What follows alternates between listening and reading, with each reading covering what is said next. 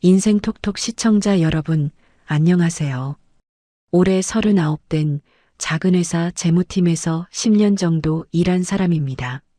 지금은 누구의 아내도 누구네 며느리도 아닌 그냥 저 하나로 살고 있어요. 이 이야기를 꺼내는 게 아직도 손이 떨리는데요. 그날 아침 제가 남편 가방을 잘못 들고 나가지 않았더라면 저는 지금도 그 집에서 등골이 빠지는 줄도 모르고 살았을 겁니다. 가난한 친정에서 자라 번듯한 가정 하나 지켜보겠다고 이를 악물었던 그 마음이 어쩌다 이렇게 짓밟혔는지 지금부터 말씀드릴게요. 그날은 금요일이었습니다. 저는 반차를 내고 은행 대출 창구에 앉아 있었어요. 제 손으로 한 푼, 두 푼 모아 마련한 아파트, 그 집을 담보로 3억 원 사업 자금 대출 서류에 도장을 찍는 자리였습니다. 인주를 묻힌 도장을 종이에 누르는데 손끝이 미세하게 떨리더라고요. 이게 다 남편 식당 2호점 때문이었어요. 남편은 그 며칠 전부터 사람을 달달 볶았습니다. 프랜차이즈 2호점 명당 자리가 났다. 오늘 안에 가계약금이랑 보증금 안 쏘면 남한테 넘어간다. 10분 간격으로 휴대폰이 울렸어요. 여보, 지금 어디야? 아직도 도장 안 찍었어? 빨리 좀 해. 지금 찍고 있어. 나도 손 떨려. 손 떨릴 시간이 어디 있어. 부동산에서 다른 사람 데려온다니까? 이거 놓치면 당신이 책임질 거야? 1년 기다린 자리야. 저는 창구 직원 눈치를 보며 목소리를 낮췄습니다. 알았어. 처리되는 대로 바로 연락할게. 더 재촉하지 마.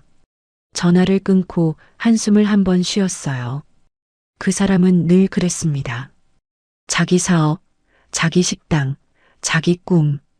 근데 그 식당 사업자 등록증에 적힌 이름은 그 사람 이름이 아니었거든요. 제 이름이었어요. 결제 계좌도 포스기에 물린 통장도 전부 제 명의였습니다. 그 사람은 그냥 사장 행세를 하는 사람이었고 진짜 돈줄을 쥐고 있는 건 저였어요. 그땐 그게 부부니까 당연한 거라고 생각했습니다. 그게 얼마나 무서운 칼자루였는지 그땐 몰랐죠. 은행 문을 밀고 나오는데 또 휴대폰이 울렸습니다. 이번엔 결제 알림이었어요. 가족카드 승인 300만 원 한성백화점 VIP관. 시어머니였습니다. 300만 원짜리 한방 화장품 세트. 손이 다 떨리더라고요.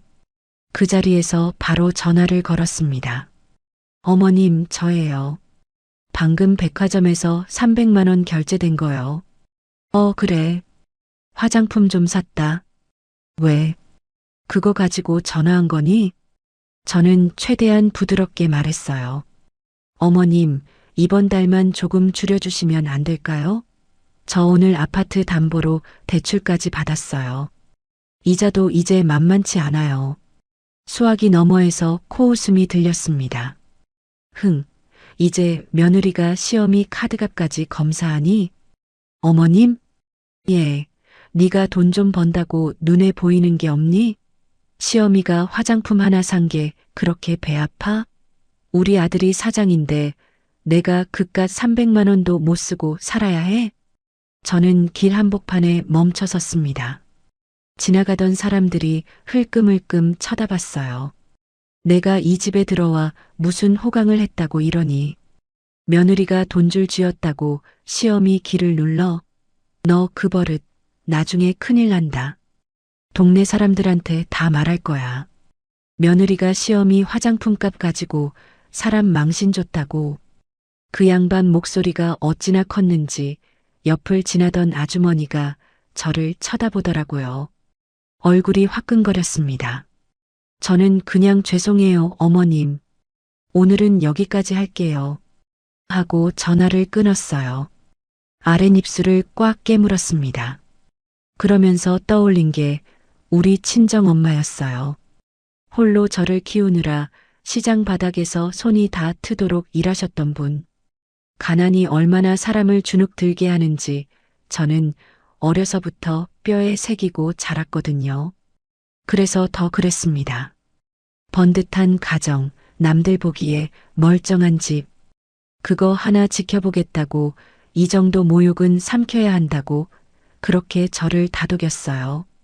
바보같이 저녁 8시 퇴근하고 집에 들어와 식탁에 노트북을 폈습니다.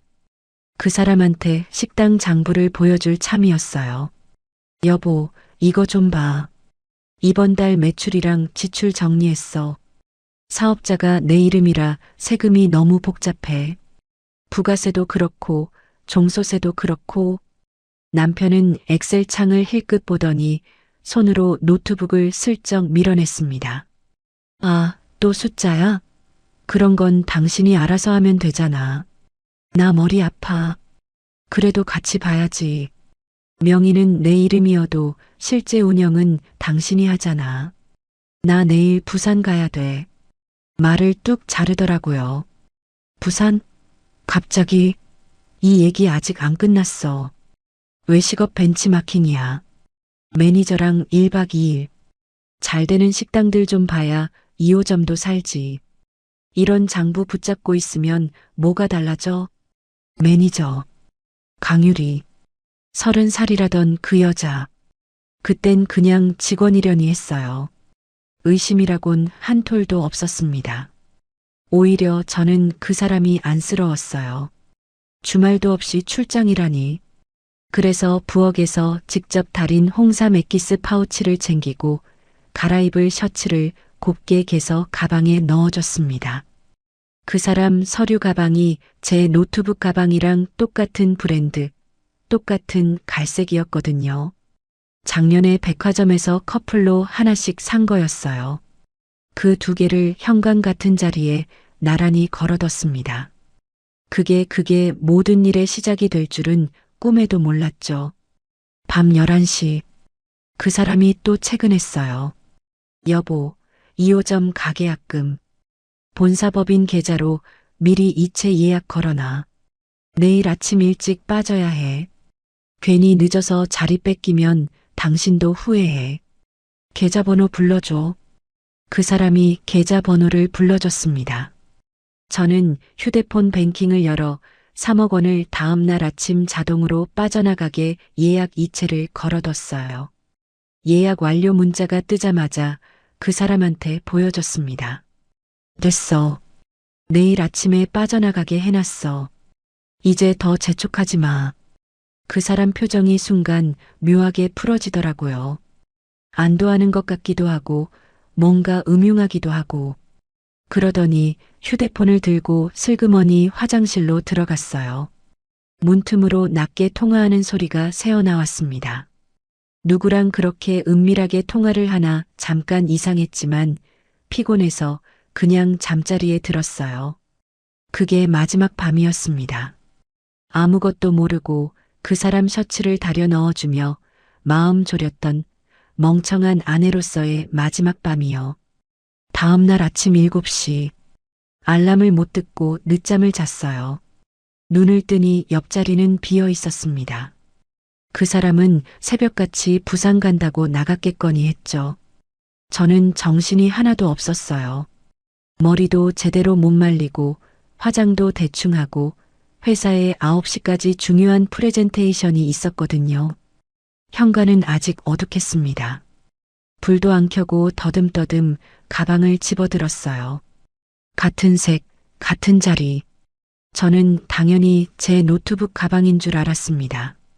어깨에 청 메고 구두를 꿰신고 뛰어나갔어요. 그게 그 사람 서류 가방이었다는 걸, 그 안에 뭐가 들었는지를 저는 회사 회의실에 도착하고 나서야 알게 됩니다. 그날 아침 어둠 속에서 똑같이 생긴 가방 2개 중 하나를 집어든 그 손. 그 우연이 제 인생을 통째로 갈라놨거든요. 만약 제가 제 가방을 제대로 들고 나갔더라면 어땠을까? 가끔 생각해요. 그랬다면 저는 3억을 그 여자한테 고스란히 갖다 바치고 등골이 휘는 줄도 모르고 시어머니한테 돈 좀 번다고 기를 죽인다는 소리나 들으면서 계속 살았겠죠. 회의실 문을 열고 들어가 책상에 가방을 올려놓던 그 순간까지도 저는 제 삶이 그래도 멀쩡하다고 믿고 있었습니다. 지퍼를 열기 직전까지요. 회의실은 조용했습니다. 9시 회의까지 30분 정도 남아 있었고 저는 제일 먼저 도착해서 프레젠테이션 준비를 하려던 참이었어요. 노트북을 꺼내려고 책상에 가방을 올리고 지퍼를 쭉 열었습니다. 그런데 손에 잡히는 게 이상했어요. 딱딱한 노트북이 아니라 물컹한 파우치. 꺼내보니 제가 어젯밤 직접 다려 넣은 홍삼 액기스였습니다. 이게 왜 여기에 있어? 이건 내 가방이 아니잖아. 순간 머리가 멍했어요. 그제야 가방을 다시 봤습니다. 똑같은 갈색, 똑같은 브랜드. 근데 안에 든 건 제 노트북이 아니었어요. 그 사람 거였습니다. 어둠 속에서 바꿔든 거예요. 낯선 가죽 서류 철이 하나 들어있더라고요. 제가 본 적 없는 비싸 보이는 갈색 가죽 파일이었습니다. 회의 자료인가 싶어서 별 생각 없이 펼쳤어요. 정말 아무 생각 없이요. 첫 장을 넘기는 순간이었습니다. 종이 한 장이 책상 위로 툭 떨어졌어요. 초음파 사진이었습니다. 까만 화면에 콩알만한 하얀 점. 그 옆엔 산부인과 진료 영수증이 같이 떨어졌고요. 저는 처음엔 이게 뭔지 이해를 못했어요. 우리 부부는 애가 없었거든요. 그런데 왜 초음파 사진이 영수증을 집어들었습니다. 산모 이름란에 또박또박 적힌 이름 석자. 강유리. 그 사람 식당 매니저. 30살. 어제 같이 부산 출장 간다던 그 여자. 손이 덜덜 떨렸습니다. 진료 기록을 읽었어요. 입덧 악화, 수액 처치 위에 주말 입원 예정. 주말. 부산이 아니라 입원. 심장이 쿵 떨어지는데 그게 끝이 아니었어요. 떨리는 손으로 다음 장을 넘겼습니다. 이번엔 전세 계약서였어요. 신축 주상복합 아파트, 전세 보증금 3억 원. 임차인 이름을 봤습니다. 강유리. 저는 숨이 턱 막혔어요. 계약서 뒤에 또 종이가 한 장 끼워져 있더라고요. 에스크로 안심 계좌 안내서, 전세잔금 입금용 계좌. 거기 적힌 계좌번호를 보는데 어딘가 낯이 익었습니다. 저는 떨리는 손으로 제 휴대폰을 꺼냈어요. 어젯밤 그 사람이 불러준 프랜차이즈 본사법인 계좌. 제가 3억 원 이체를 예약해둔 그 번호. 뱅킹 앱을 열어 예약 이체 내역을 띄웠습니다. 그리고 안내서의 계좌번호와 한 자리 맞춰봤어요. 123 같고 456 같고 끝자리까지 똑같았습니다. 한 자리도 틀리지 않고 이 계좌였구나. 당신 처음부터 이 돈을 노린 거였어. 그 순간 어젯밤 일이 전부 다른 그림으로 보였어요. 2호점 명당 자리, 본사법인 계좌, 빨리 안 쏘면 남한테 넘어간다던 그 다급한 문자들. 전부 거짓말이었습니다. 그 사람이 제 손으로 제 명의 대출 3억을 그 여자 전세잔금으로 쏘게 만든 거예요. 부산 벤치마킹 출장. 그건 그 여자랑 새로 차린 신혼집에 잔금 치르고 입주 준비하러 간 거였습니다. 제가요. 제 손으로 그 여자 신혼집 보증금을 다음 날 아침에 자동으로 빠져나가게 예약까지 해두고 그 사람 셔츠를 다려서 가방에 넣어줬어요. 홍삼까지 챙겨서 그 홍삼 파우치가 책상 위에 그대로 놓여 있었습니다. 그걸 보는데 뭐랄까 속에서 뜨거운 게 확 치밀어 올랐어요. 회의실엔 저 혼자였습니다. 저는 입을 틀어막았어요. 소리가 새어나갈까봐. 그런데도 어깨가 들썩이고 짐승 같은 소리가 손바닥 사이로 비어져 나왔습니다. 바닥에 그대로 주저앉았어요. 무릎이 꺾이더라고요. 14년이었어요. 이 사람이랑 14년. 가난한 친정 살림에 보태가며 시어머니 모욕 삼켜가며 이 사람 식당 차려준다고 내 집까지 담보 잡혀가며 그 14년이 통째로 거짓말 위에 서 있었던 거예요. 얼마나 울었는지 모르겠어요. 5분이었는지 10분이었는지. 회의 시작 시간이 다가오는데도 저는 그 바닥에 그렇게 앉아 있었습니다. 그러다 문득 정신이 들더라고요. 이렇게 울고만 있을 일이 아니다. 저는 비틀거리며 일어났습니다. 화장실로 가서 찬물로 세수를 했어요. 거울을 봤습니다. 눈이 시뻘겋게 부어 있더라고요. 그 얼굴을 한참 들여다봤습니다. 그런데 신기하게도 물기를 닦아내는 동안 슬픔이 조금씩 빠져나갔어요. 그 자리에 다른 게 들어찼습니다. 차갑고 단단한 거요. 분노라기보다는 계산이었어요. 머릿속이 오히려 또렷해지더라고요. 10년을 재무팀에서 굴렀습니다. 숫자 들여다보는 거, 돈 흐름 쫓는 거, 누가 어디서 얼마를 빼돌렸는지 잡아내는 거. 그게 제 일이었어요. 그런 제가 정작 제 집돈은 못 받던 거죠. 사람을 믿었으니까. 근데 이제 안 믿어요. 거울 앞에서 저는 생각했습니다. 식당 사업자 등록증. 누구 이름이지? 내 이름이지. 결제 계좌 누구 명이지? 내 거지. 그리고 그 3억. 아직 안 나갔지. 예약 이체. 실행 전. 취소 가능. 물기를 닦던 손이 멈췄어요. 거울 속 제 눈빛이 변해 있더라고요. 눈물기는 가셨고 슬픔도 없었습니다. 지독하게 차가운 것만 남아 있었어요. 저는 휴대폰을 다시 꺼냈습니다. 뱅킹 앱을 열어 예약 이체 내역을 확인했어요. 아직 실행 대기 상태. 마음만 먹으면 지금 당장 취소 버튼을 누를 수 있었습니다. 근데 누르지 않았어요. 그 사람 얼굴을 봐야겠다고 생각했거든요.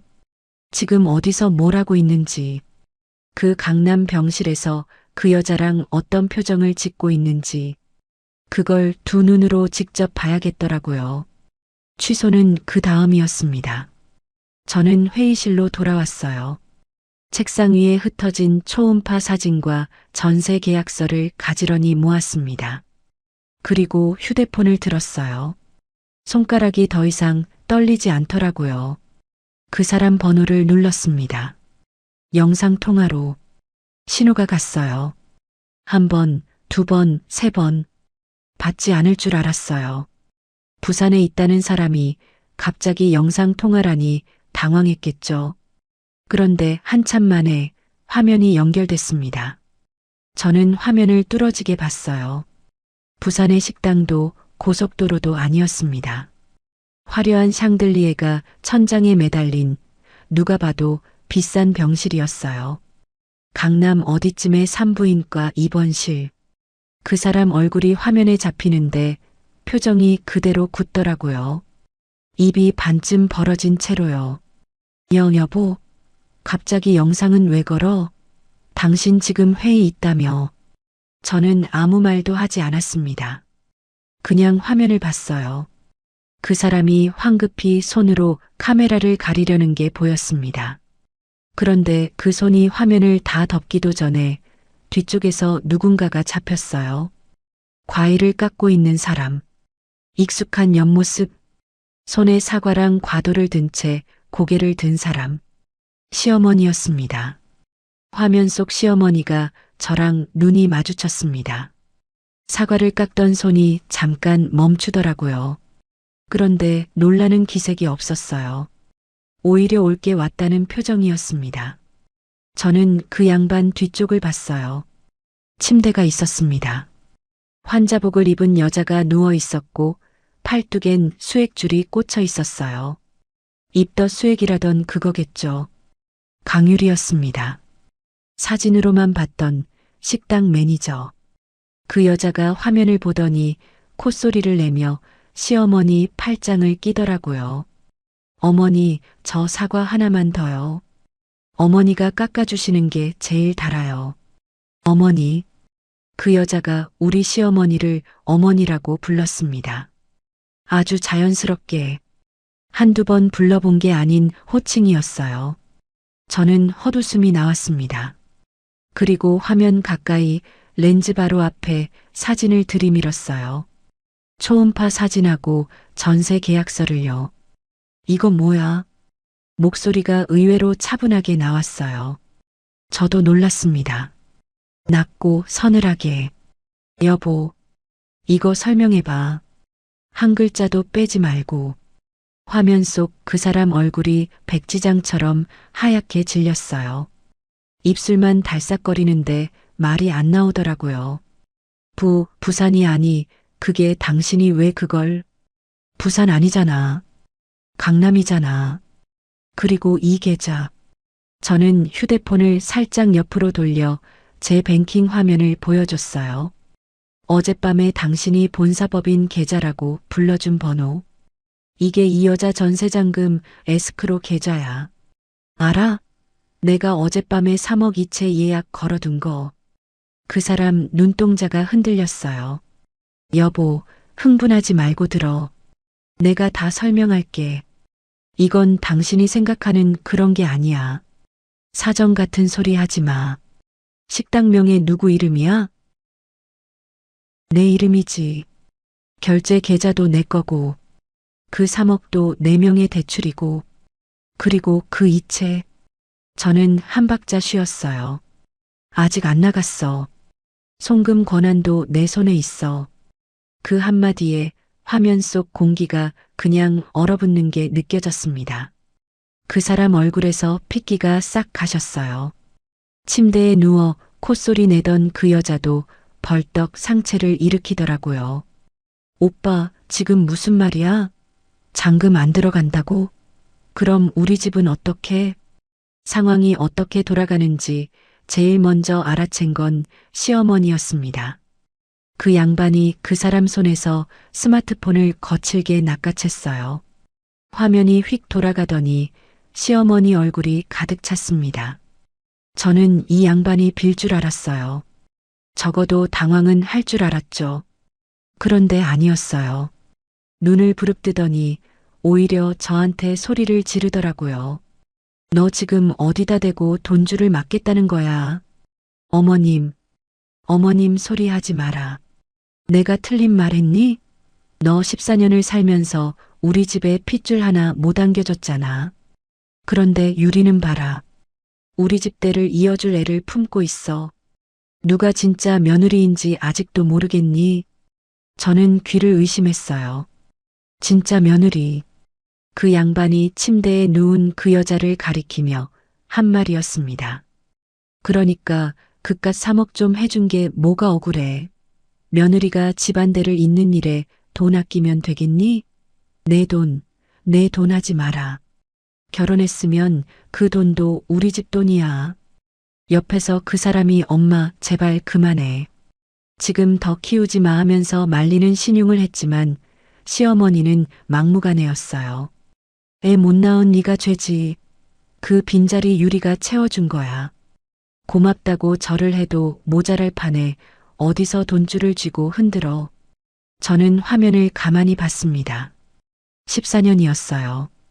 이 양반 화장품값 대주고 명절마다 시댁 살림 도맡고 길거리에서 모욕당해도 죄송해요. 어머님 하면서 고개 숙였던 14년. 그 세월이 이 양반한테는 며느리 노릇 제대로 못한 빚이었던 겁니다. 뒤쪽에서 그 여자가 슬그머니 일어나 화면 안으로 들어왔어요. 입꼬리를 비틀어 올리면서 한 손으로 제 배를 쓰다듬더라고요. 아직 표도 안 나는 배를요. 보란 듯이. 그게 제일 소름 끼쳤어요. 비웃는 그 얼굴이요. 형님, 오빠가 이제 아빠 될 사람인데 돈 가지고 이렇게 몰아붙이면 어떡해요. 애기 아빠 기 좀 살려주세요. 집안일 크게 만들지 마시고요. 형님. 그 여자가 저를 형님이라고 불렀습니다. 그러더니 통화가 뚝 끊겼어요. 저쪽에서 끄는 거예요. 일방적으로. 화면이 까맣게 변하고 거기 제 얼굴이 비쳤습니다. 회의실 형광등 아래 눈이 부어 있는 제 얼굴이요. 저는 한참을 그렇게 앉아 있었어요. 손에 들린 휴대폰이 아직 따뜻했습니다. 그 세 사람이요. 남편하고 시어머니하고 그 여자. 그 사람들이 한패였던 거예요.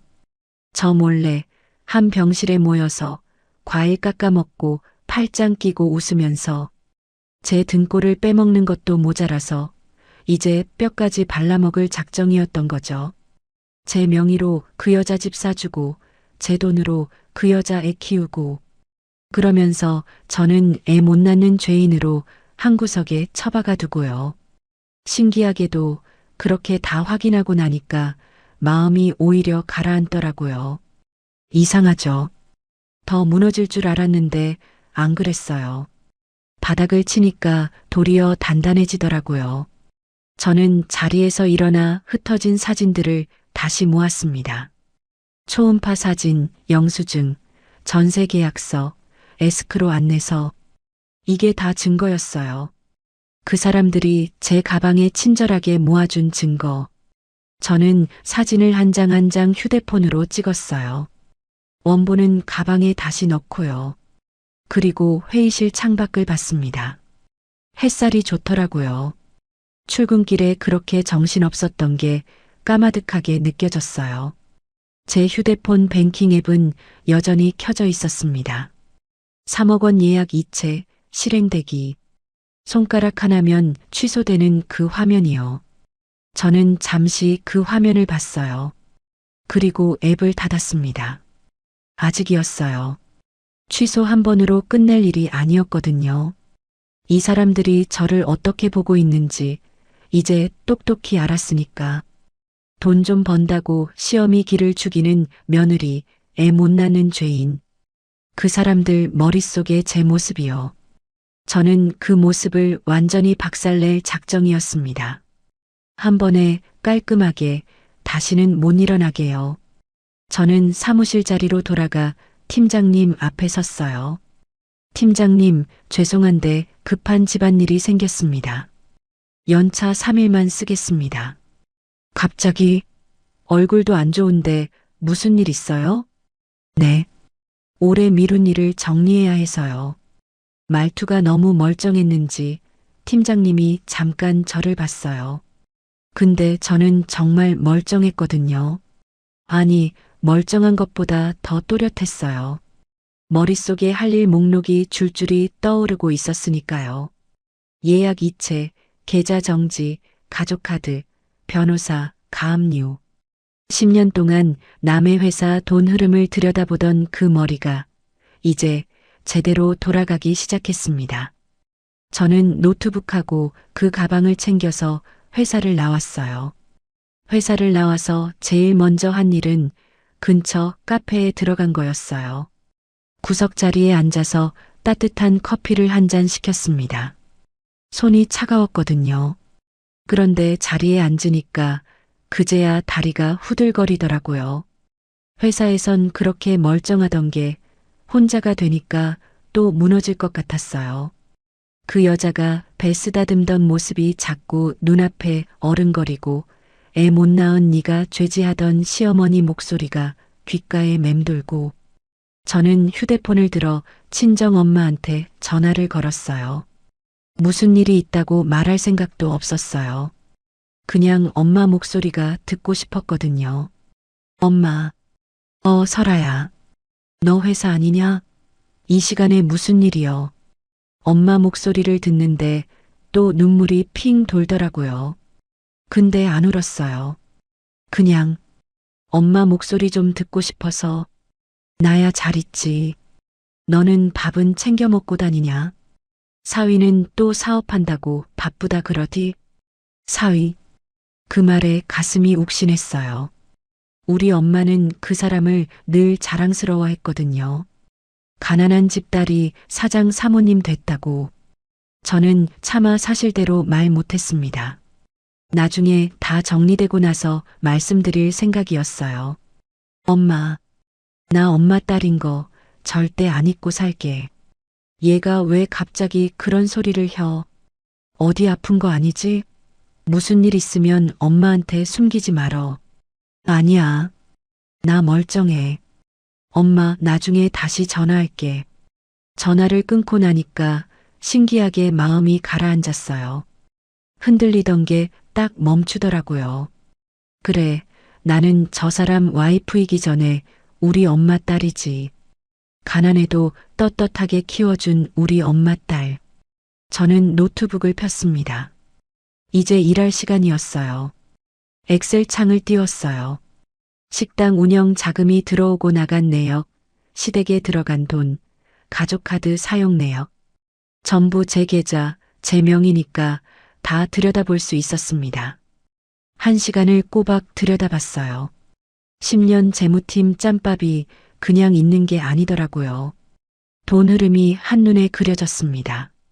식당 매출은 꼬박꼬박 제 계좌로 들어왔는데 그게 다시 그 사람 개인 통장으로 빠져나간 게 한두 푼이 아니었어요.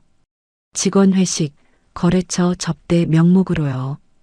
근데 날짜를 맞춰보니까 그 여자랑 호텔 갔던 날, 백화점 갔던 날이랑 딱딱 겹치더라고요.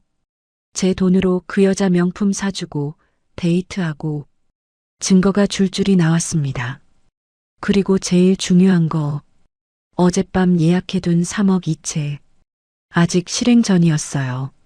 송금인이 저니까 제 손으로 지금 취소할 수 있었습니다. 설령 실행됐더라도 그 여자가 잔금을 아직 안 치른 상태라 반환 청구도 가능했고요. 저는 더 미루지 않았어요. 뱅킹 앱을 열어 예약 이체 취소 버튼을 눌렀습니다. 예약 이체가 취소되었습니다. 화면에 그 문구가 뜨는데 속이 그렇게 시원할 수가 없었어요. 3억? 그 여자 신혼집으로 빠져나갈 뻔했던 3억이 제 계좌에 그대로 묶였습니다. 저는 커피를 마저 마시고 일어났어요. 곧장 주거래 은행 본점으로 갔습니다. VIP 창구에 신분증하고 사업자 등록증을 내려놨어요. 제가 식당 명의자 본인입니다. 이 사업자랑 연결된 모든 계좌 지금 바로 정지해 주세요. 직원이 잠깐 당황하더라고요. 전부 정지요? 그렇게 하시면 거래가 바로 막히는데 괜찮으시겠어요? 네. 명의자 본인 요청입니다. 입금도 출금도 전부 막아주세요. 지금 당장요. 서류를 확인하고 본인 인증을 하고 15분 만에 처리됐어요. 식당 포스기에 물린 계좌, 매출 들어오는 계좌, 자동이체 빠지는 계좌, 전부 명의자 요청으로 정지됐습니다. 그 사람 식당은 이제 카드 한 장 못 긁고 돈 한 푼 못 빼는 상태가 된 거예요. 그 다음은 가족카드였어요. 제가 본인 회원이고 그 사람이랑 시어머니는 가족 회원이었거든요. 카드 3장 전부 그 자리에서 정지하고 해지했습니다. 이 카드들도 전부 정지하실까요? 네. 한 장도 남기지 마세요. 본인 회원 권한으로 전부 해지합니다.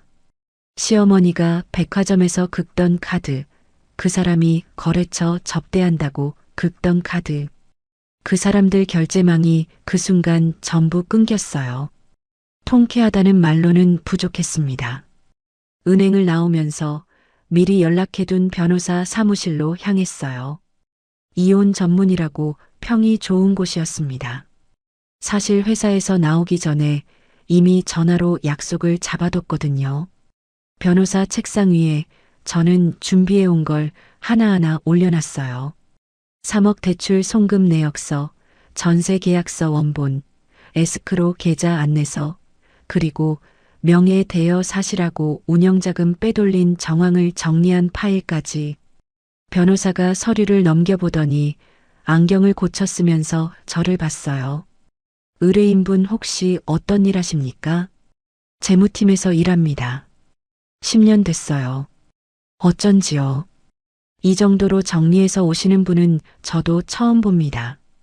보통은 너무 놀라서 울면서 오시거든요. 울 만큼은 이미 울었어요. 이제는 정리만 하면 됩니다. 변호사가 고개를 끄덕였습니다. 그날 오후에 바로 움직이기로 했어요.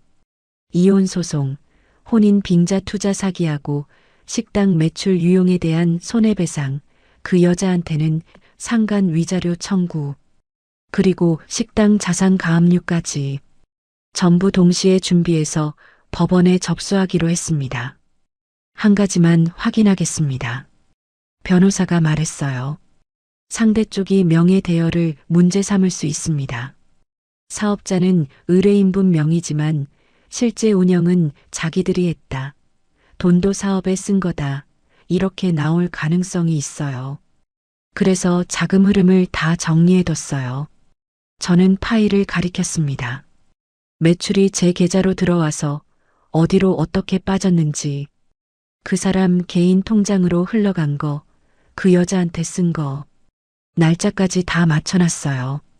명의는 내줬어도 돈줄은 처음부터 끝까지 제가 쥐고 있었거든요. 변호사가 서류를 다시 한번 넘겨보더니 혀를 내두르더라고요. 이 정도면 이깁니다. 그냥 이기는 게 아니라 상대가 빠져나갈 구멍이 거의 없습니다. 사무실을 나오는데 해가 뉘엿뉘엿 지고 있었어요. 하루 만에 참 많은 일을 했더라고요. 아침에 가방을 잘못 들고 나간 게 까마득한 옛날 같았습니다. 집으로 돌아왔어요. 그런데 현관 앞에 서니까 도어록을 보는 순간 또 속이 뒤집히더라고요. 이 비밀번호를 그 사람도 알고 시어머니도 알고 마음만 먹으면 언제든 들어올 수 있는 거잖아요. 그 여자까지 데려와서요. 저는 그날 밤 바로 열쇠업체를 불렀어요. 도어록을 통째로 뜯어내고 지문 인식형 새 도어록으로 갈았습니다. 그 사람들 지문은 등록 안 했어요. 이제 이 집은 제 지문이 있어야만 열리는 집이 된 거예요. 그러고 나서 안방으로 들어갔습니다. 옷장을 열었어요. 그 사람 옷가지가 가득했죠. 양복에 셔츠에 명품이라고 자랑하던 코트까지. 시어머니가 우리 집에 올 때마다 던져놓고 간 잡동사니들도 한 구석에 쌓여 있었고요. 저는 100리터짜리 종량제 봉투를 가져왔어요. 그리고 그것들을 전부 쑤셔 넣기 시작했습니다. 차곡차곡 깨는 일 없이 그냥 마구 쑤셔 넣었어요. 봉투가 5개나 나오더라고요. 그 봉투들을 끌고 나가 분리수거장 옆에 던졌습니다. 14년 동안 이 집에 쌓인 그 사람 흔적이 그렇게 쓰레기 봉투 5개로 정리됐어요. 집에 돌아와 문을 닫고 새 도어록이 띠릭 잠기는 소리를 들었습니다. 그 소리가 어찌나 좋던지요. 저는 거실 소파에 앉아서 오랜만에 길게 숨을 내쉬었어요. 이제 시작이었습니다. 토요일 점심때였어요. 그 사람들은 그때까지도 자기들 세상이 무너진 줄 몰랐습니다. 나중에 들은 얘기랑 제가 받은 연락들을 짜맞춰 보면 그날 풍경이 그려지더라고요. 그 사람은 그 여자 신혼집에서 입주 청소를 지켜보고 있었대요. 새 아파트, 새 가구. 다 제 돈으로 채울 거였겠죠. 그런데 식자재 납품업체에서 전화가 빗발치기 시작했답니다. 사장님, 큰일 났습니다. 결제가 하나도 안 돼요. 계좌가 통째로 막혔습니다. 처음엔 무슨 착오겠거니 했겠죠. 그 사람이 가족카드를 꺼냈대요. 마침 부동산 중개 수수료를 카드로 긁으려던 참이었거든요. 단말기에 카드를 꽂았는데 요란한 경고음이 울리더래요. 사용 정지된 카드입니다. 당황한 그 사람이 개인 신용카드를 꺼냈대요. 그것도 거절. 식당 계좌가 막히면서 연체가 시작됐거든요. 그 사람 신용으로는 이제 카드 한 장 안 긁히는 신세가 된 거예요. 부동산 직원이랑 청소업체 사람들 앞에서 사장님 행세하던 양반이 카드가 줄줄이 거절당하는 망신을 당한 거죠. 같은 시각 시어머니도 비슷한 꼴을 당했답니다. 백화점에서 태아용 명품 유모차를 고르고 있었대요. 그 여자애 쓸 거라고요. 제 돈으로 산 화장품 다음은 유모차였던 거예요. 그런데 카드 승인이 거절됐어요. 매니저가 고객님, 이 카드가 정지돼 있습니다. 다른 카드 있으실까요? 하니까 시어머니가 길길이 날뛰었답니다. 뭐라고? 이 카드가 왜 정지돼? 다시 해봐.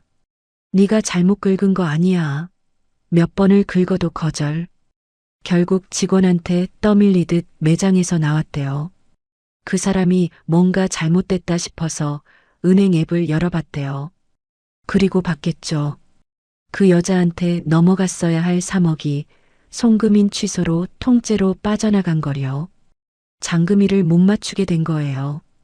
낌새를 챈 그 여자가 가만히 있었겠어요? 제가 그 자리에 있었던 것도 아닌데 그 여자가 어떻게 표정을 바꿨을지 눈에 선합니다. 그 사람한테 들은 바로는요. 그 여자가 청소 도구를 내던지고 그 사람 팔을 매섭게 뿌리쳤대요. 오빠, 이게 뭐야? 내 전세금 왜 안 들어왔어? 사장이라며. 돈 있다며. 나 지금 속은 거야? 그 콧소리 내던 여자가요. 어머니, 어머니 하면서 팔짱 끼던 그 여자가요. 돈이 막히니까 본색이 바로 나오더래요. 여기까진 제가 통쾌해야 할 일이었는데요.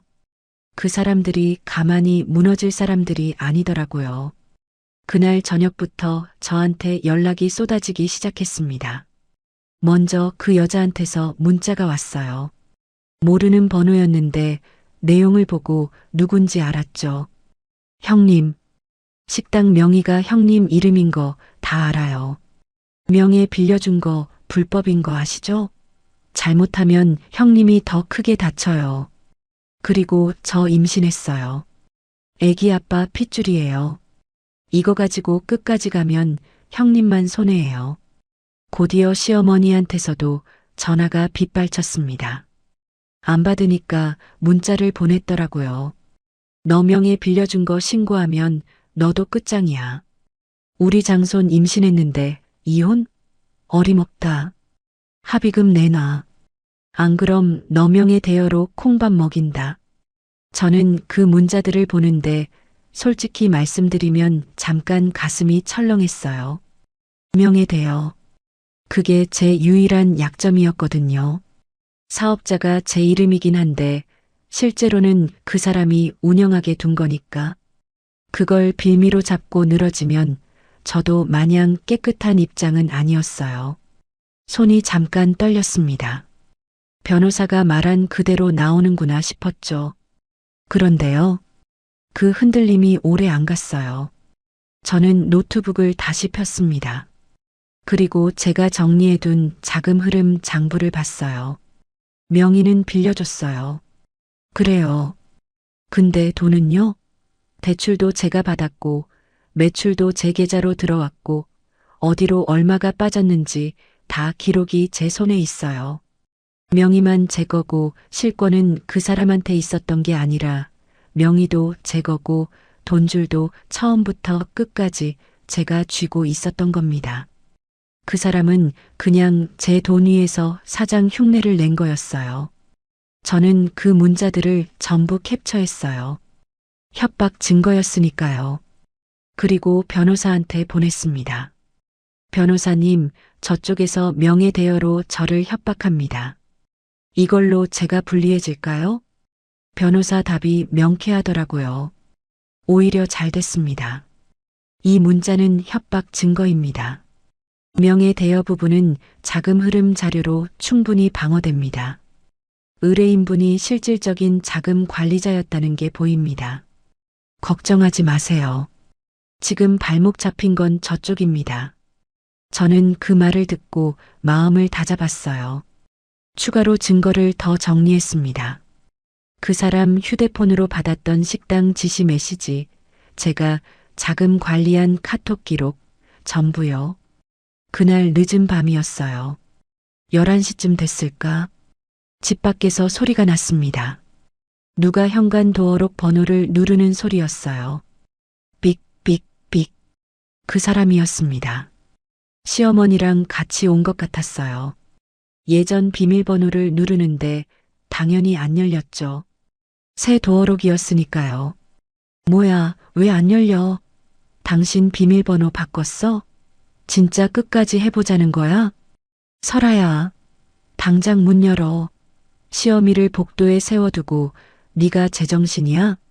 문 너머로 그 사람 목소리, 시어머니 목소리가 번갈아 들렸습니다. 저는 거실에 가만히 앉아 있었어요.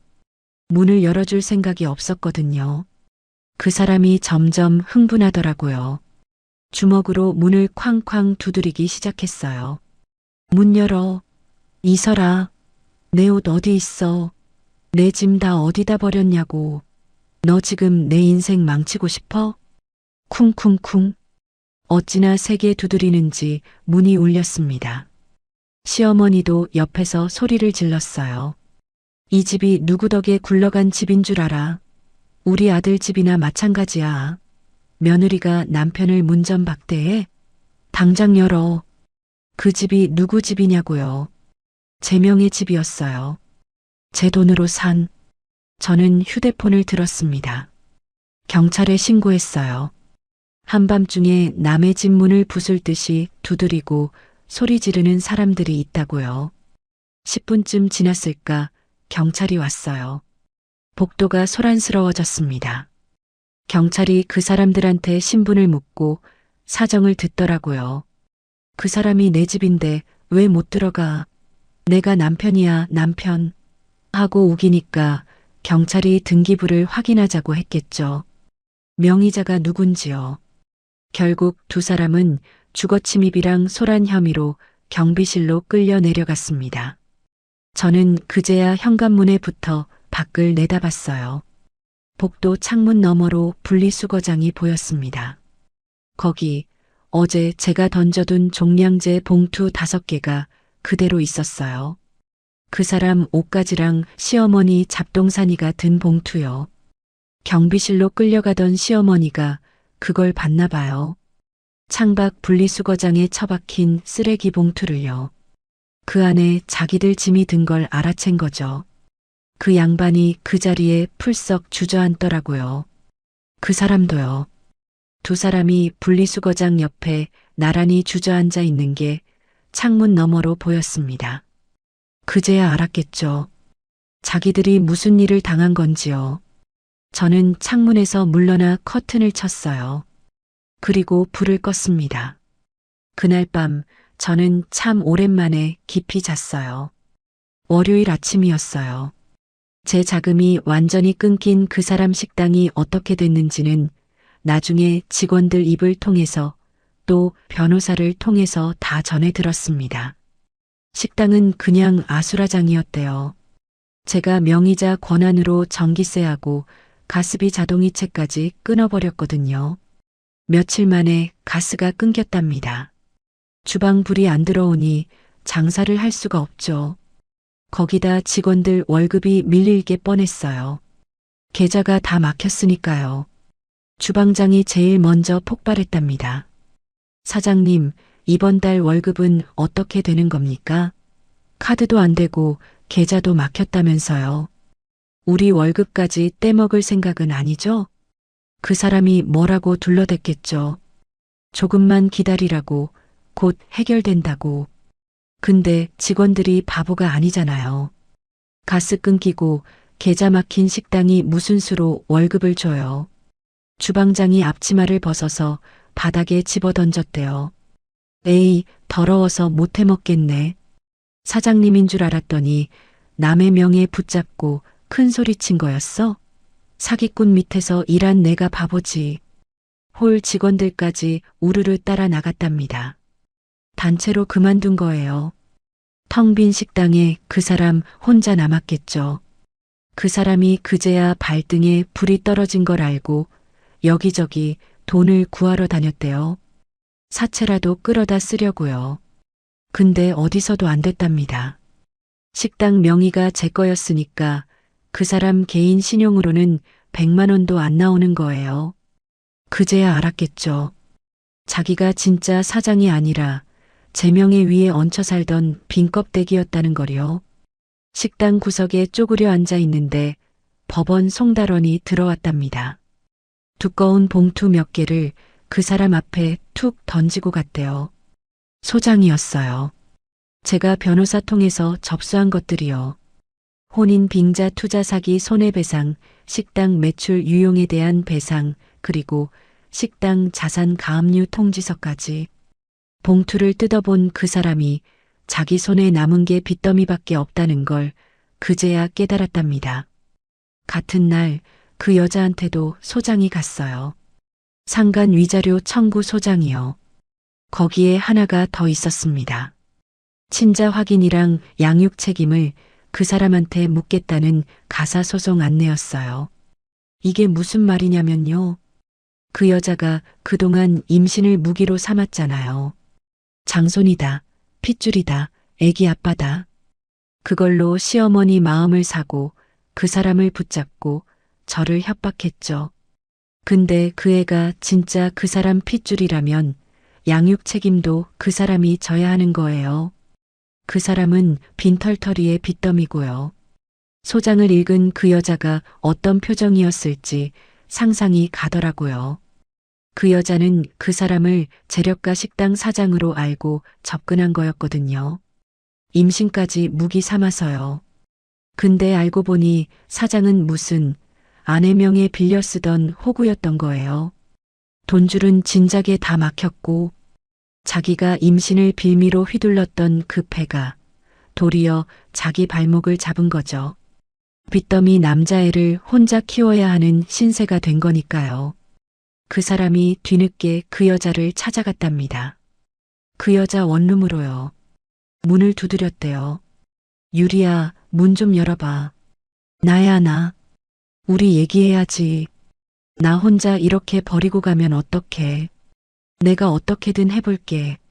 제발 문 좀 열어. 근데 아무 대답이 없었답니다. 한참 두드리다가 옆집 사람이 나와서 그러더래요. 어제 캐리어 끌고 나가던데요 라고요. 그 여자는 이미 야반도주를 한 뒤였어요. 뒷문으로 캐리어 끌고요. 임신한 몸으로 도망간 거예요. 자기한테 불리해지니까 미련 없이요. 그 사람이 그 여자한테 문자를 보냈답니다. 애원하는 문자였대요. 제발 연락 좀 받아달라고, 우리 애는 어떡하냐고. 근데 그 문자가 이런 메시지랑 같이 반송됐답니다. 없는 번호입니다. 번호를 바꾼 거예요. 그 여자는 그렇게 사라졌습니다. 이 얘기들을 전해 들으면서 저는 묘한 기분이 들었어요. 통쾌하다기보다는 허망했달까요? 14년을 같이 산 사람이 자기가 끌어들인 여자한테 그렇게 버려지는 걸 보니까요. 근데 동정은 안 갔어요. 그건 분명해요. 그 사람이 저를 그렇게 만들려고 했던 거잖아요. 제 돈 다 빼먹고 그 여자랑 살림 차리고 저는 애 못 낳는 죄인으로 버리고 그 계획이 자기한테 그대로 돌아간 것뿐이에요. 그 여자가 그 사람한테 한 짓이 그 사람이 저한테 하려던 짓이랑 똑같았으니까요. 그 즈음 시어머니한테서도 전화가 몇 번 왔어요. 처음엔 협박이더니 며칠 지나니까 톤이 바뀌더라고요.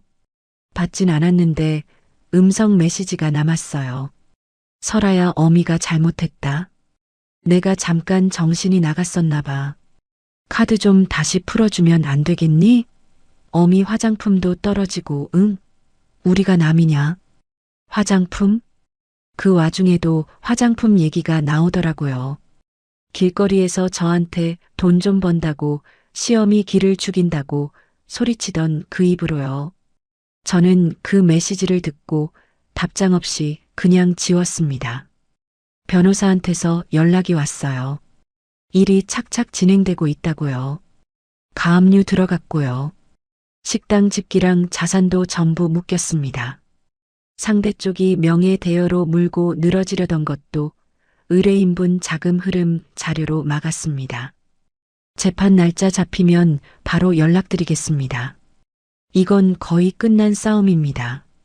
전화를 끊고 창밖을 봤어요. 그 사람 식당은 가스가 끊겨 불이 꺼졌고 그 여자는 도망갔고 시어머니는 화장품 떨어졌다고 빌고 있고 제가 한 일이라곤 그저 제 명의로 된 것들을 제자리로 돌려놓은 것뿐이었어요.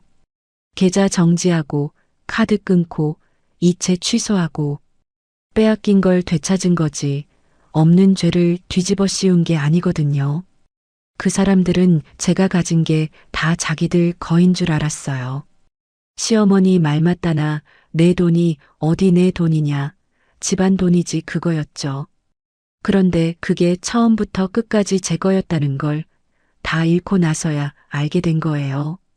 저는 그날 저녁 오랜만에 우리 친정 엄마한테 갔습니다. 아직 다 말씀은 안 드렸어요. 근데 엄마가 차려준 밥상에 앉아서 밥을 먹는데 그게 그렇게 맛있더라고요. 가난해도 떳떳하게 차려진 밥상이요. 14년 동안 시어머니 눈치 보며 봤던 밥상이랑은 차원이 달랐어요. 엄마, 밥 진짜 맛있다. 나 이런 밥 먹고 싶었나 봐. 많이 먹어. 얼굴이 왜 이렇게 반쪽이 됐냐? 사위가 너 밥도 제대로 못 먹이고 다니는 거 아니요? 저는 그냥 웃었어요. 곧 다 말씀드릴 거였거든요. 재판 끝나고 다 정리되고 나면요. 자금줄이 끊기고 한 달쯤 지났을 때 그 사람 식당은 결국 문을 닫았습니다. 법원이 집기를 전부 강제 압류했거든요. 냉장고며 가스레인지며 테이블이며 다 빨간 딱지가 붙어 실려나갔답니다. 사장님 행세하던 그 가게가 그렇게 빈 껍데기만 남았어요. 이것도 다 나중에 전해 들은 얘기예요. 저는 그 근처에 가지도 않았으니까요. 근데 그 얘기를 듣는데 참 묘하더라고요. 시어머니는 갈 데가 없어졌답니다. 아들 집은 사실 제 집이었으니 못 들어오고 며느리 카드는 끊겼고 처음엔 찜질방을 전전했대요. 그러다 결국 폐업한 식당 바닥에 박스를 깔고 눕는 신세가 됐답니다. 그렇게 풍족하게 살던 양반이요. 하루는 그 사람이 소주병을 들고 비틀거리며 식당에 들어왔대요. 술에 잔뜩 취해서요. 박스 깔고 누운 자기 엄마를 보더니 그동안 쌓인 게 터졌나 봐요. 엄마 때문이야. 엄마가 자꾸 설아 긁었잖아. 며느리 노릇이 어쩌고 핏줄이 어쩌고 가만히만 있었어도 이렇게까지는 안 됐어. 엄마가 내 인생 다 말아먹었다고. 그러면서 들고 있던 소주병을 집어 던졌답니다. 자기 엄마한테요. 병이 벽에 부딪혀 와장창 깨졌대요. 시어머니도 가만히 있었겠어요? 벌떡 일어나서 그 사람 머리채를 잡았답니다. 이 못난 놈아, 능력도 없는 게 바람은 왜 피워? 네가 사장인 줄 알고 내가 큰 소리 친 거 아니냐? 늙은 애미를 길바닥에 눕게 만든 건 너야, 이 호로 자식아. 모자가 폐업한 식당 바닥에서 머리채를 잡고 난투극을 벌였대요. 엎치락 뒤치락 하면서 욕을 퍼붓고요. 그 귀한 장손 타령하던 사람들이요. 장손은커녕 그 여자는 애 데리고 도망갔는데 말이에요. 저는 그 얘기를 듣고도 별 감흥이 없었어요. 그냥 저렇게 됐구나 싶었죠. 자기들끼리 만든 일이니까요. 몇 달 뒤 드디어 재판 날이 잡혔습니다. 저는 그날 새 정장을 입고 갔어요. 어두운 남색에 단정한 거였습니다. 머리도 단정히 빗어 넘기고요. 14년 만에 처음으로 누구 눈치도 안 보고 제 모습 그대로 거울 앞에 선 기분이었어요. 법원 복도에서 그 사람을 마주쳤습니다. 한 달 사이에 폭삭 늙었더라고요. 면도도 안 한 얼굴에 후줄근한 점퍼 차림이었어요. 사장님이라고 으스대던 그 사람이요. 저랑 눈이 마주치자 어쩔 줄 모르겠다는 표정을 짓더라고요. 법정 안으로 들어갔습니다. 제 변호사가 판사 앞에 서류를 차곡차곡 제출했어요. 존경하는 재판장님, 피고는 원고 명의의 사업체와 자금을 이용해 사장 행세를 했고 식당 매출을 개인적으로 빼돌렸습니다. 더구나 원고를 속여내 연녀의 전세잔금 3억 원을 송금하게 하려 했습니다. 변호사가 다음 서류를 들었어요. 다만 원고는 송금인 본인 자격으로 잔금이 실행되기 전에 전액 취소해 돈을 지켰습니다. 여기 그 내역서가 있습니다. 또한 피고 측은 명예 대여를 빌미로 원고를 협박했지만 원고가 실질적인 자금 관리자이자 운영 주체였다는 자료를 함께 제출합니다. 판사가 서류를 한 장 한 장 넘겨봤어요. 자금 흐름 장부, 송금 기록, 대출 내역, 협박 문자 캡처까지 전부 제가 그 한 달 동안 정리한 거였습니다. 판사가 고개를 들고 그 사람을 봤어요. 피고, 이 자금 흐름 자료에 대해 반박할 내용이 있습니까? 그 사람이 우물쭈물 하더라고요. 반박할 게 없었죠. 다 사실이었으니까요. 변호사를 선임할 돈도 없어서 혼자 나와 있었거든요. 그게 제가 다 나쁘게 하려던 건 아니고 사정이 뭡니까? 지금 말해보세요. 없습니다. 판결이 났습니다. 판사가 그 사람의 외도와 식당 매출 유용을 전부 인정했어요. 이혼을 인정하고 그 사람한테 막대한 위자료 지급을 명령했습니다. 그리고 그 여자 뱃속 아이에 대한 친자 확인과 양육 책임이 그 사람한테 있다는 것도 정리됐어요. 그 여자는 도망갔지만 책임은 고스란히 그 사람 몫으로 남은 거죠. 재판이 끝나고 복도로 나왔어요. 그런데 그 사람이 제 뒤를 쫓아오더라고요. 그러더니 갑자기 제 바짓가랑이를 붙잡고 주저앉았습니다. 설아야, 제발 한 번만 살려줘. 고소만은 취하해줘. 내가 미쳤었어. 그 여자한테 눈이 돌아갔었어. 너 없으면 나 진짜 끝장이야. 우리 14년이잖아. 한 번만 봐줘, 제발. 눈물 콧물을 다 흘리면서요. 14년 동안 한 번도 안 보이던 그 모습을 다 잃고 나서야 보이더라고요. 그때 시어머니도 헐레벌떡 달려왔어요. 그 양반이 제 앞에 무릎을 꿇었습니다. 두 손을 싹싹 비비면서요. 설아야, 아니 아가야. 어미가 죽을 죄를 졌다. 내가 그때 눈이 뒤집혔었나 보다. 너한테 못할 말한 거 다 잊어주면 안 되겠니? 우리가 남도 아니잖니. 아가야, 이 어미 한 번만 살려다오. 길거리 한복판에서 저한테 여자가 돈 좀 번다고 시어미 길을 죽이려 든다고 소리치던 그 입으로요. 며느리는 애 못 낳는 죄인이라던, 진짜 며느리는 따로 있다던 그 입으로 이제 아가야, 아가야 하면서 빌고 있었어요. 저는 가만히 두 사람을 내려다봤습니다. 그 사람 손이 제 구두에 닿아 있었어요. 저는 그 손을 구두발로 매섭게 쳐냈습니다. 탁 소리가 났어요. 그리고 두 사람을 봤어요. 슬픔도 분노도 아닌 눈으로요. 그냥 벌레를 보는 눈이었습니다. 14년 동안 받았던 모욕을 그 눈빛 하나에 다 담아서요. 저는 단 한마디도 하지 않았어요. 할 말이 없었거든요. 이미 다 끝난 일이었으니까요. 뒤돌아섰습니다. 또각 구두 소리를 내면서 복도를 걸었어요. 등 뒤로 두 사람의 오열이 들렸습니다. 설아야, 가지마. 나 진짜 죽어. 설아야, 아가야, 한 번만 돌아봐라. 제발 이 어미 좀 받아오. 평생 빚을 갚으며 살아야 하는 모자의 울음소리가 법원 복도에 메아리 쳤어요. 그 소리를 들으면서도 저는 한 번도 뒤돌아보지 않았습니다.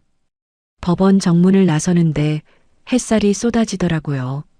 저는 잠깐 멈춰서서 하늘을 봤어요. 참 맑은 날이었습니다.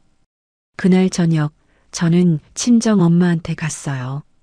그리고 처음으로 그동안 있었던 일을 다 말씀드렸습니다. 엄마가 제 손을 잡고 한참을 우셨어요. 내 딸 그 긴 세월을 그렇게 참고 살았냐? 이 어미가 미안하다. 사장 사위라고 좋아만 했지. 내 새끼 속이 그렇게 썩어 문드러지는 줄도 몰랐네. 엄마, 나 이제 진짜 괜찮아. 다 끝났어. 이제 엄마 딸로 다시 살 거야. 저는 웃으면서 말했어요. 정말 괜찮았거든요. 엄마 손이 따뜻했습니다. 가난해도 이 손이 진짜였어요. 14년 동안 제가 그렇게 지키려고 발버둥 쳤던 번듯한 가정은 처음부터 거짓이었고 정작 진짜는 우리 엄마 이 거친 손 안에 있었던 거예요. 그로부터 6개월이 흘렀어요. 따뜻한 봄 햇살이 거실 가득 들어오는 아침이었습니다. 저는 새로 리모델링한 우리 집 거실에서 따뜻한 커피를 한 잔 내려 소파에 앉았어요. 그 사람 흔적은 이 집 어디에도 없었습니다. 벽지도 새로 바르고 가구도 바꾸고 14년 동안 눈치 보며 살던 그 집이 이제 온전히 제 집이 됐어요. 거울에 비친 제 모습을 봤습니다. 예전에 입던 낡고 칙칙한 옷들은 다 버렸어요. 그땐 제가 돈을 벌어도 제 옷 한 벌 마음 편히 못 샀거든요. 시어머니 화장품값, 그 사람 사업 자금. 늘 그런데 먼저 들어갔으니까요. 그날 아침 거울 앞에 선 저는 우아한 실크 블라우스를 입고 있었습니다. 얼굴엔 그늘 한 점 없었어요. 출근해서 자리에 앉는데 회사 게시판에 인사 발령 공지가 떴습니다. 제 이름이 있더라고요. 이번 분기 최연소 부장 승진. 지난 한 해 동안 위기관리 능력하고 업무 성과를 인정받았다는 거였어요. 저는 그 공지를 보면서 혼자 피식 웃었어요. 위기관리 능력. 제가 제 인생의 위기를 어떻게 관리했는지 회사는 모르겠죠. 근데 그 한 달 동안 제가 했던 일들이 결국 다 그 능력이었던 거예요. 무너지지 않고 차갑게 계산하고 빈틈없이 정리하는 거요. 점심시간에 동료들이랑 고급 레스토랑에서 승진 축하 파티를 했어요. 분위기가 한창 무르익었을 때 제 휴대폰으로 문자가 한 통 왔습니다. 모르는 번호였어요. 설아야 나야. 미안한데 부탁이 하나 있어. 막노동하다가 다리를 다쳤는데 병원비가 없어서 그래. 10만 원만, 딱 10만 원만 빌려줄 수 없을까? 양육비 독촉도 들어오고 정말 죽겠다. 한 번만 도와줘. 예정을 생각해서. 그 사람이었어요. 번호를 또 바꿨더라고요. 양육비 독촉에 시달리다 못해 막노동 현장에서 일하다 다친 모양이었습니다. 그 여자가 낳은 애 양육비는 그 사람 몫으로 남았으니까요. 예정. 그 단어를 보는데 헛웃음이 나왔어요. 14년을 같이 살았던 사람이 제 명예 빼먹고 그 여자랑 살림 차리려던 사람이 이제 와서 예정을 찾더라고요. 예전 같으면 마음이 흔들렸을지도 몰라요. 그래도 한때 부부였는데 다쳤다는데 하면서요. 근데 이상하게 아무렇지도 않았습니다. 동요라곤 한 톨도 없었어요. 그 사람은 제 인생에서 완전히 끝난 사람이었거든요. 저는 그 문자를 보고 곧바로 그 번호를 차단했어요. 그리고 스팸 신고 버튼을 눌렀습니다. 딱 2번의 손짓으로요. 옆에 있던 동료가 물었어요.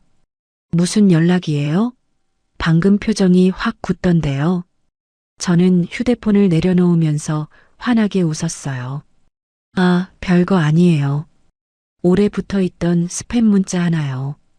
방금 완전히 차단했어요. 동료가 웃더라고요. 저도 같이 웃었어요. 정말로요. 그 사람은 이제 저한테 그 정도였습니다. 끊어내면 그만인 질긴 스팸 한 통이요.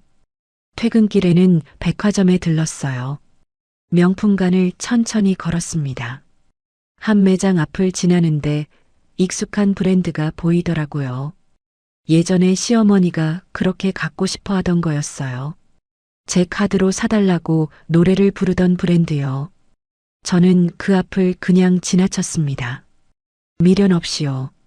그러고는 다른 매장으로 들어갔어요. 시어머니가 탐내던 게 아니라 제가 진짜 갖고 싶었던 가방이 있는 곳으로요. 직원이 가방을 보여줬어요. 깔끔하고 단정한 제 취향의 가방이었습니다. 가격이 적지 않았지만 망설이지 않았어요. 이걸로 할게요. 일시불로 계산해 주세요. 오늘은 저한테 쓰는 날이에요. 카드를 내미는데 손이 참 가벼웠습니다.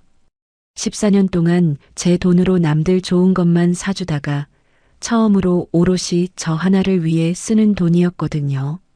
가방을 들고 백화점을 나오는데 문득 그날 아침이 떠올랐어요. 어둠 속에서 똑같이 생긴 가방 두 개 중 하나를 잘못 집어들던 그 손이요. 그 가방 안에서 초음파 사진하고 전세 계약서가 떨어지던 순간이요. 만약 제가 제 가방을 제대로 들고 나갔더라면 저는 지금쯤 어떻게 살고 있었을까? 가끔 생각해요. 아마 그 3억은 그 여자 신혼집으로 고스란히 빠져나갔겠죠. 저는 여전히 등골 빠지는 줄도 모르고 애 못 낳는 죄인 소리 들으면서 그 집에서 그 사람들 뒤치다거리나 하고 있었을 거예요. 근데요, 가끔은 그런 생각도 들어요. 그게 정말 실수였을까? 어쩌면 제 인생이 더는 그렇게 살지 말라고 가방을 바꿔들게 한 건 아니었을까 하고요. 집으로 돌아오는 길이었어요. 쇼윈도에 비친 제 모습이 보였습니다. 새 가방을 들고 당당하게 걷는 한 여자요. 누구의 며느리도 아니고 누구의 아내도 아닌 그냥 저 하나였어요. 저는 그 모습을 잠깐 바라봤습니다. 깊은 안도감이 밀려오더라고요. 그리고 해방감이요. 14년 동안 어깨를 짓누르던 게 그제야 완전히 사라진 기분이었어요. 집에 도착해서 새 가방을 거실 한가운데 의자에 곱게 올려놨어요. 그리고 창문을 활짝 열었습니다. 봄바람이 들어오더라고요. 따뜻하고 깨끗한 바람이요. 저녁엔 친정 엄마한테 전화를 걸었어요. 엄마, 나 부장 됐어. 오늘 승진 공지 났어. 아이고, 우리 딸. 그게 정말이요? 장하다, 장해. 우리 설아가 해냈네. 오늘은 엄마가 한턱 쌓야겄다. 엄마 목소리가 들떠 있었어요. 저는 한참을 웃으면서 통화했습니다. 그러다 엄마가 그러더라고요. 설아야, 너 요즘 목소리가 참 좋다. 예전엔 늘 어딘가 눌려 있는 것 같았는데 이제 진짜 우리 딸 목소리 같아. 그 말에 가슴이 뭉클하더라고요. 엄마, 나 이제 진짜 잘 살 거야. 누구 눈치도 안 보고 나답게 살 거야. 그래, 그렇게 살아. 그동안 너무 고생했어, 우리 딸. 이제 내 인생은 네가 챙기면 된다. 전화를 끊고 저는 창가에 서서 밖을 봤어요. 어느새 해가 지고 있었습니다. 노을이 참 곱더라고요. 여러분, 저는 이제 누군가의 아내도 누군가의 며느리도 아닙니다. 그냥 이설아예요. 가난한 집 딸로 태어나 번듯한 가정 하나 지켜보겠다고 평생을 참고 살았던 사람. 근데 그렇게 지키려던 게 처음부터 거짓이었다는 걸 가방 하나 잘못 들고 나간 그 아침에 알아버린 사람이요. 그날 이후로 저는 알았어요. 진짜 지켜야 할 건 남들 보기 좋은 번듯한 가정이 아니라 저 자신이었다는 걸요. 모욕을 삼키면서까지 매달릴 만큼 가치 있는 관계는 애초에 없었다는 걸요. 이제 제 인생은요. 오롯이 제 거예요. 누가 빼앗을 수도 없고 누구한테 빌려줄 일도 없는 온전한 제 삶이요. 그 봄날 저녁 노을을 바라보면서 저는 조용히 웃었습니다. 제 진짜 인생이 그제야 막을 올리고 있었거든요.